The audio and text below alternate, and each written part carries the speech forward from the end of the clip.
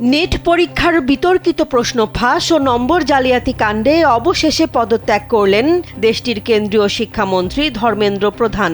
দেশজুড়ে শিক্ষার্থী, অভিভাবক এবং বিরোধীদের তুমুল আন্দোলনের মুখে সরকার টিকিয়ে রাখতে শেষ পর্যন্ত সরে দাঁড়াতেই হলো তাকে। গত কয়েকদিন ধরে ন্যাশনাল এলিজিবিলিটি কাম এন্ট্রান্স টেস্ট বা নিট পরীক্ষা নিয়ে তোলপাড় চলছিল সমগ্র ভারতে। প্রায় 24 লক্ষ শিক্ষার্থীর ভবিষ্যৎ যেখানে সুতোয় ঝুলছিল, সেখানে প্রশ্ন ফাঁসের চাঞ্চল্যকর তথ্য সামনে আসতেই দেশ জুড়ে চরম ক্ষোভের সৃষ্টি হয়। দিল্লির রাজপথ থেকে শুরু করে বিভিন্ন রাজ্যে ছড়িয়ে পড়ে শিক্ষার্থীদের তীব্র প্রতিবাদ। ভারতীয় সংবাদ মাধ্যম টাইমস অব ইন্ডিয়ার প্রতিবেদন অনুযায়ী পরীক্ষার স্বচ্ছতা রক্ষা করতে না পারা এবং লাখ লাখ শিক্ষার্থীর ভবিষ্যৎ অনিশ্চয়তায় ঠেলে দেওয়ার অভিযোগে টানা চাপের মুখে পড়েছিলেন শিক্ষামন্ত্রী। বিরোধী রাজনৈতিক দলগুলোর তীব্র আক্রমণ এবং শিক্ষার্থীদের অনড় দাবির মুখে অবশেষে সরকারের কাছে নিজের পদত্যাগপত্র জমা দিতে বাধ্য হন ধর্মেন্দ্র প্রধান। বিশ্লেষকরা মনে করছেন,